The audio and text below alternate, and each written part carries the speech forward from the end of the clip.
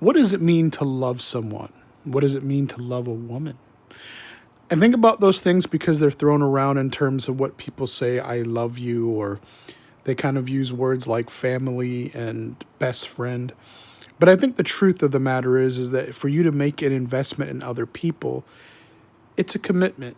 And it can definitely be an obligation if you're not necessarily really into it or don't know yourself enough to know whether or not you're willing to make that investment and love somebody else, or if you really know what the whole concept of loving yourself or anyone else means. I mean, you see people a certain way that are healthy, they're strong, and they're attractive.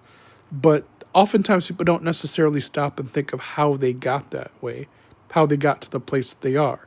I mean, some people think it's about being alone, doing it on yourself, and that being a metric of strength. And I'd say that that's true for the greater part, but not entirely. I would also say that when it comes to love, I think there's kind of a left brain, right brain, male, female way of looking at it. I think when it comes to men, our expression of love is about doing, not saying. It's why that most of the time when we're hurt or injured or whatever, at least when I was growing up, we don't really say anything because it's part of that duty and obligation. Of course, when it comes to women, sometimes it's more of along the lines of saying, expression, sentiment, things that sometimes can go over the head of either or.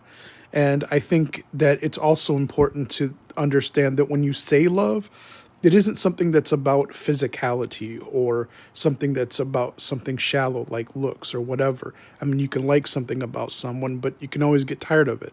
Love is about basically making that commitment. And so when I hear those types of things, when I hear people say things about caring about women or caring about men or caring about anyone, it's not just the good, it's also the bad. There is no such thing as anyone that's perfect in any way, shape, or form.